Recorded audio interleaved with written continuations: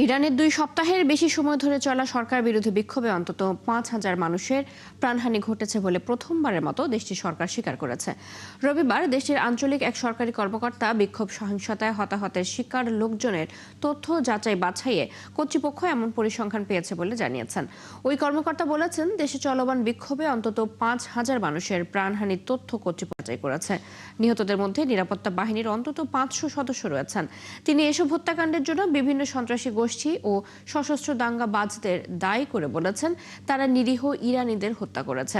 অন্যদিকে সানডে টাইমসের প্রতিবেদনে বলা হয়, ইরানের 8টি প্রধান চক্ষু হাসপাতাল এবং 16টি জরুরি বিভাগের কর্মীদের সংগৃহীত তথ্য অনুসারে কমপক্ষে 16,500 থেকে 18,000 মানুষ নিহত হয়েছে। এছাড়া আহত হয়েছেন অন্তত 3,60,000, যার মধ্যে শিশু এবং গর্ভবতী নারীরাও রয়েছেন। বৈশ্বিক ইন্টারনেট থেকে স্থায়ীভাবে নিজেদের গুটিয়ে নেওয়ার পরিকল্পনা করছে ইরান সরকার, এমন দাবি দেশটির ডিজিটাল অধিকার কর্মীদের। ইরানের ইন্টারনেট সেন্সরশিপ পর্যবেক্ষণকারী সংস্থা ফিল্টার ওয়াচের বরাত দিয়ে এ তথ্য জানায় দি গার্ডিয়ান। সংস্থাটি জানায়, শুধু সরকারি কাজের জন্য ইন্টারনেট ব্যবহারের গোপন পরিকল্পনা চলছে। রাষ্ট্রীয় সংবাদ মাধ্যম ও সরকারের এক মুখপাত্র ইঙ্গিত দিয়েছেন, ইন্টারনেট সংযোগ বিচ্ছিন্ন স্থায়ী হতে পারে। 2026 সালের পর অবাধ ইন্টারনেট সংযোগ আর নাও থাকতে পারে। ফিল্টার ওয়াচের প্রধান আমিরি রশিদি বলেন, প্রস্তাবিত পরিকল্পনা অনুযায়ী যেসব নাগরিকদের কাছে সরকারি ক্লিয়ারেন্স থাকবে, কেবল তারাই বৈশ্বিক ইন্টারনেট ব্যবহার করতে পারবেন।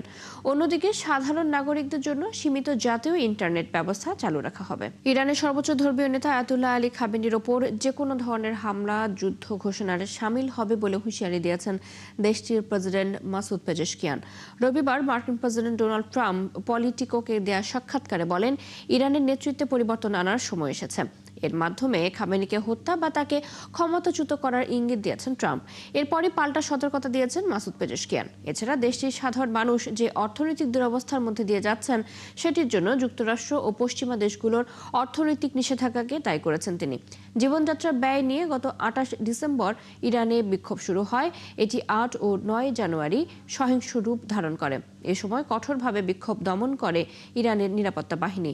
বিক্ষোভে বহু মানুষ হতাহত হন, আর এসব হতাহতের জন্য ট্রাম্পকে দায়ী করেছেন খামেনি, কারণ বিক্ষোভে ব্যাপক উস্কানি দিয়েছিলেন তিনি। গাজার জন্য প্রস্তাবিত নতুন বোর্ড অব পিসে স্থায়ী সদস্যপদ পেতে আগ্রহী দেশগুলোকে অন্তত $100 কোটি অনুমোদন দেওয়ার প্রস্তাব দিয়েছে ট্রাম্প প্রশাসন। মার্কিন সংবাদ মাধ্যম ব্লুমবার্গের হাতে আসা একটি খসড়া সনদে এই তথ্য উঠে এসেছে। প্রস্তাবিত এই আন্তর্জাতিক সংস্থার প্রথম চেয়ারম্যান হিসেবে দায়িত্ব পালন করবেন ডোনাল্ড ট্রাম্প নিজেই। খসড়া অনুযায়ী ট্রাম্প ঠিক করবেন কারা এই বোর্ডের সদস্য হতে পারবেন।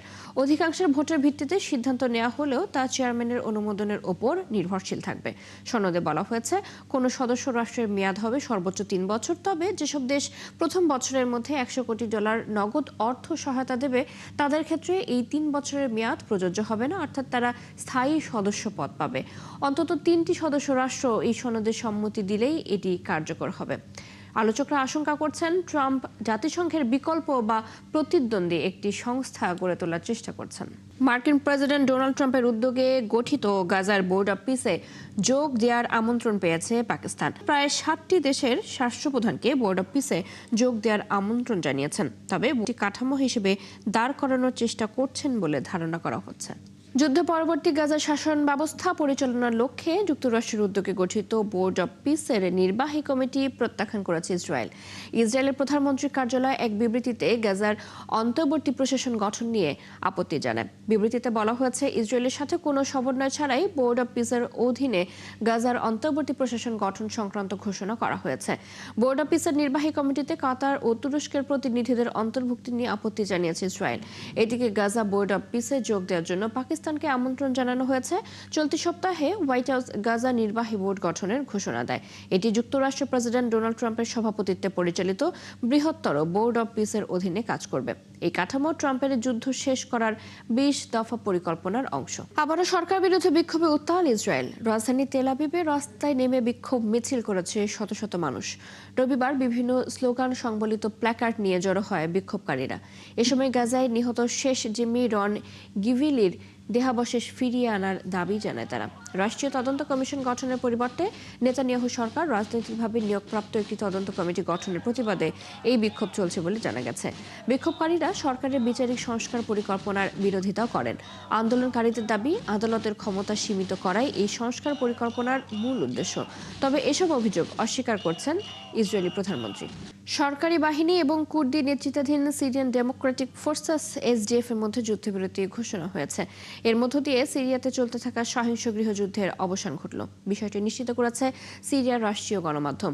এ সময় শর্ত আরোপ করা হয় এসডিএফ কর্তৃক দখলকৃত অঞ্চল এবং সেখানকার খনিজ সম্পদ সরকারের নিকট হস্তান্তরের বিষয়ে।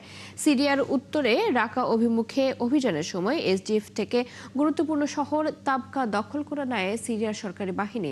এরপরই অস্ত্রবিরতির সিদ্ধান্ত আসে। আসাদ সরকারের শাসনামলে বহু বছর নিষেধাজ্ঞার কারণে বন্ধ থাকার পর সিরিয়ায় আবারও গুগলের বিভিন্ন সেবা চালু হতে শুরু করেছে। দেশটির যোগাযোগ মন্ত্রী আব্দুস সালাম হায়কাল শনিবার এ তথ্য জানিয়েছে বলে সংবাদ প্রকাশ করেছে আনাদোলু এজেন্সি। মন্ত্রী জানিয়েছেন, বর্তমানে সিরিয়ার অনেক ব্যবহারকারী ভিপিএন ছাড়াই গুগল প্লে স্টোরে প্রবেশ করতে পারছেন। তিনি মার্কিন সামাজিক যোগাযোগ মাধ্যম এক্সে দেয়া এক পোস্টে বলেছেন, আগামী কয়েক সপ্তাহের মধ্যেই গুগলের অধিকাংশ প্ল্যাটফর্ম সারা দেশে পর্যায়ক্রমে চালু হবে বলে আশা করা হচ্ছে। বাশার আল আসাদের শাসনামলে আরোপিত আন্তর্জাতিক নিষেধাজ্ঞার কারণে সিরিয়ায় দীর্ঘদিন ধরে গুগল সহ অধিকাংশ বৈশ্বিক প্রযুক্তি প্রতিষ্ঠানের সেবা বন্ধ ছিল। এসব নিষেধাজ্ঞার ফলে আন্তর্জাতিক প্রযুক্তি কোম্পানিগুলো দেশটিতে কার্যক্রম চালাতে পারেনি।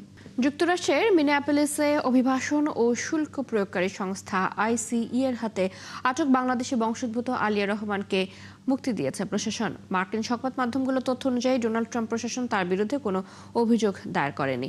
এর আগে সামাজিক যোগাযোগ মাধ্যমে ছড়িয়ে পড়া এক ভিডিওতে দেখা যায় 42 বছর বয়সী আলিয়া রহমানকে আটক করে আইসিই সদস্যরা। এ সময় তিনি নিজেকে প্রতিবন্ধী দাবি করে তাকে ছেড়ে দেওয়ার জন্য বারবার অনুরোধ করেন। পরে অবশ্য তাকে ছেড়ে দেয় প্রশাসন। যুক্তরাষ্ট্র গ্রিনল্যান্ড অধিগ্রহণের দাবি সমর্থন না করায় ইউরোপের 8টি দেশের পণ্যে 10% শুল্ক আরোপ করেছেন মার্কিন প্রেসিডেন্ট ডোনাল্ড ট্রাম্প। এবার ইউরোপ কি তার বদলা নিতে চলেছে? ইউরোপীয় ইউনিয়ন ইইউ এবং বিভিন্ন রাষ্ট্র নেতাদের বক্তব্যে সেই ইঙ্গিতই মিলছে। বাতিল করে দেওয়া হতে পারে যুক্তরাষ্ট্রের সাথে ইইউর বাণিজ্য চুক্তি। বিস্তারিত মনিরুজ্জামান বাবু রিপোর্টে। গ্রিনল্যান্ড নিয়ে ডোনাল্ড ট্রাম্পের ক্রমবর্ধমান আগ্রাসী মনোভাব ইউরোপ এবং যুক্তরাষ্ট্রের দীর্ঘদিনের মিত্রতায় এক নজিরবিহীন ফাটল ধরিয়েছে। 2026 সালে এসে ট্রাম্প যখন ডেনমার্কের স্বায়ত্তশাসিত অঞ্চল গ্রিনল্যান্ডকে সরাসরি দখল বা কিনে নেওয়ার জন্য ক্রমাগত চাপ দিচ্ছেন, তখন ইউরোপীয় নেতারা একে নেটোর অস্তিত্বের জন্য হুমকি হিসেবে দেখছেন। এতদিন ট্রাম্পের বিভিন্ন বিতর্কিত দাবি এবং নেটোর বাজেট বাড়ানোর চাপ মুখ বুজে সহ্য করলেও গ্রিনল্যান্ডের সার্বভৌমত্বের প্রশ্নে এবার ইউরোপকে একটি কঠিন অবস্থান বা রেড লাইন টানতে হচ্ছে। গ্রিনল্যান্ড অধিগ্রহণের বিরোধিতা করা 8 মিত্র দেশের উপর মার্কিন প্রেসিডেন্ট ডোনাল্ড ট্রাম্প শুল্ক আরোপের ঘোষণা দেওয়ার পর নেদারল্যান্ডসের পররাষ্ট্রমন্ত্রী ডেভিড ভ্যান উইল বলেছেন, গ্রিনল্যান্ড ইস্যুতে ইউরোপকে ব্ল্যাকমেল করছেন ট্রাম্প। প্রেসিডেন্ট ডোনাল্ড ট্রাম্প যা করছেন তা ব্ল্যাকমেইল এবং এটি একেবারে অপ্রয়োজনীয়। এতে ন্যাটো জোটের কোনো উপকার হয় না, এমনকি গ্রিনল্যান্ডেরও কোনো উপকার হচ্ছে না। ট্রাম্পের পদক্ষেপের বিরোধিতা করে ব্রিটিশ প্রধানমন্ত্রী কিয়ার স্টারমার বলেছেন, নেটো মিত্রদের সম্মিলিত নিরাপত্তা নিশ্চিতে উদ্যোগ নেওয়ার কারণে মিত্রদের উপর শুল্ক আরোপ একেবারেই ভুল। ওয়াশিংটনের সঙ্গে ইউরোপীয় ইউনিয়ন ইইউর বাণিজ্য সংক্রান্ত একটি সমঝোতা হয়েছিল 2025 সালে। তাতে বলা হয়েছিল যুক্তরাষ্ট্রের পণ্যের জন্য বাজার উন্মুক্ত করে দেবে ইউরোপ। ইউনিয়নের 27টি সদস্য দেশে মার্কিন পণ্যের উপর কোনো শুল্কই নেওয়া হবে না। পরিবর্তে ইউরোপের পণ্যের উপরেও ট্রাম্প শুল্ক সীমিত রাখবেন। এই সংক্রান্ত সমঝোতা হলেও চূড়ান্ত চুক্তিতে এখনো অনুমোদন মেলেনি। কিন্তু গ্রিনল্যান্ড নিয়ে ট্রাম্পের হুমকির পর ওই চুক্তিতে এখন অনুমোদন দেওয়া সম্ভব নয় বলে মনে করছেন ইউরোপীয় পার্লামেন্ট রক্ষণশীল গোষ্ঠীর নেতা ম্যানফ্রেড ওয়েবার। বিশ্লেষকদের মতে ইউরোপীয় নেতারা এখন এটি প্রমাণ করতে মরিয়া যে তারা নিজেদের ভূখণ্ড রক্ষা করতে সক্ষম এবং যুক্তরাষ্ট্রের ওপর নিরাপত্তার জন্য নির্ভরশীল হলেও নিজেদের সার্বভৌমত্ব বিসর্জন দেবে না। মনিরুজ্জামান বাবু, একাত্তর। গ্রিনল্যান্ডের সম্পূর্ণ নিয়ন্ত্রণ ও পূর্ণ ক্রয় নিয়ে সমঝোতা না হলে ইউরোপীয় মিত্রদের ওপর অতিরিক্ত শুল্ক আরোপের হুমকি দিয়ে যুক্তরাষ্ট্রের প্রেসিডেন্ট ডোনাল্ড ট্রাম্প চাপ সৃষ্টি করছেন। অতিরিক্ত শুল্ক আরোপের এই হুমকির পর ট্রাম্প বলেছেন বিশ্ব শান্তি বর্তমানে ঝুঁকিতে আছে। রবিবার ব্রিটিশ সংবাদ মাধ্যম বিবিসির এক প্রতিবেদনে এই তথ্য জানানো হয়েছে। এতে বলা হয়েছে যুক্তরাজ্য, ফ্রান্স, জার্মানি ও ডেনমার্ক সহ 8টি দেশকে আগামী 1 ফেব্রুয়ারি থেকে যুক্তরাষ্ট্রের রপ্তানির ওপর 10% শুল্কের মুখে পড়তে হবে। গ্রিনল্যান্ডের পূর্ণাঙ্গ মালিকানা হস্তান্তর অথবা পুরোপুরি বিক্রিতে যদি ইউরোপীয় মিত্ররা একমত না হয় তাহলে আগামী জুন থেকে ওই শুল্ক বেড়ে 25% পৌঁছাবে। কলম্বিয়ার দক্ষিণ পশ্চিমাঞ্চলে একটি বনাঞ্চলের নিয়ন্ত্রণ দখলকে কেন্দ্র করে বামপন্থী গেরিলা গোষ্ঠীগুলোর দুটি প্রতিদ্বন্দ্বী পক্ষের মধ্যে সংঘর্ষে অন্তত 27 জন নিহত হয়েছেন। দেশটির সামরিক কর্তৃপক্ষ এই তথ্য নিশ্চিত করেছে। রাজধানী বোগোটা থেকে প্রায় 300 কিলোমিটার দক্ষিণ পশ্চিমে অবস্থিত গুয়াভিয়ারে বিভাগের এল রেত্তনো এলাকায় এই সংঘর্ষের ঘটনা ঘটে। সাম্প্রতিক মাসগুলোর মধ্যে এই সংঘর্ষকে ওই অঞ্চলের সবচেয়ে ভয়াবহ এবং সহিংস ঘটনা হিসেবে দেখা হচ্ছে। স্পেনের দক্ষিণাঞ্চলে ভয়াবহ ট্রেন দুর্ঘটনায় অন্তত 21 জন নিহত এবং আহত হয়েছেন 73 জন। দেশের জরুরি বিভাগ জানিয়েছে রবিবার সন্ধ্যায় কর্দোবা শহরের কাছে আদামুজ এলাকায় এই দুর্ঘটনা ঘটে। জানা যায় মালাগা থেকে মাদ্রিদগামী একটি উচ্চগতির ট্রেন লাইনচ্যুত হয়ে পাশের আরও একটি রেল লাইনে ছিটকে পড়ে। ঠিক সেই সময় বিপরীত দিক থেকে আসা মাদ্রিদ থেকে হুয়েলভাগামী আরও একটি ট্রেন লাইনচ্যুত হয়। বছর জুড়ে বিশ্বের কোথাও না কোথাও হয় নানা উৎসব কিংবা দিবস, যাকে ঘিরে আনন্দ উল্লাসে মেতে ওঠে মানুষ। নেদারল্যান্ডসে হয়ে গেল ভিন্নধর্মী এমনই এক উৎসব, দেশটির অন্যতম ফুল টিউলিপ। আর সেই ফুলকে ঘিরে আমস্টারডামে কৃষকরা আয়োজন করেন বিশেষ উৎসবের।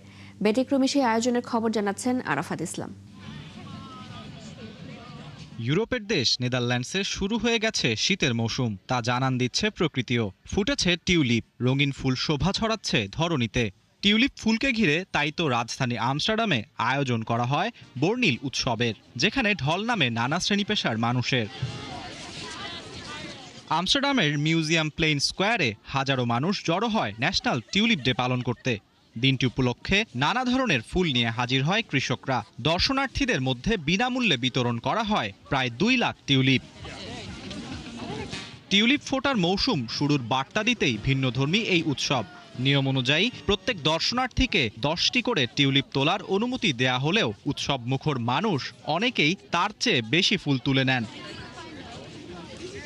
আয়োজকদের তথ্য মতে নেদারল্যান্ডসে বিশ্বের সবচেয়ে বেশি টিউলিপ উৎপাদন হয়। শুধু 2025 সালেই দেশটিতে উৎপাদিত হয়েছে প্রায় 20 লাখ টিউলিপ। দৃষ্টিনন্দন রঙিন ফুল আর উৎসবমুখর পরিবেশে তাই তো শীতের মধ্যেই টিউলিপের সৌন্দর্যে বসন্তের সাজে আমস্টারডাম। আরাফাত ইসলাম, 71। এই ছিল এখনকার আয়োজনে। বিশ্বের আরো নতুন কিছু খবর এবং বিশ্লেষণ নিয়ে দুপুর 1টায় আবারও হাজির হবে বিশ্বযোগ। চোখ রাখুন 71 ফেসবুক পেজে, সাবস্ক্রাইব করুন 71 ইউটিউব চ্যানেল, 71 সাথে থাকুন।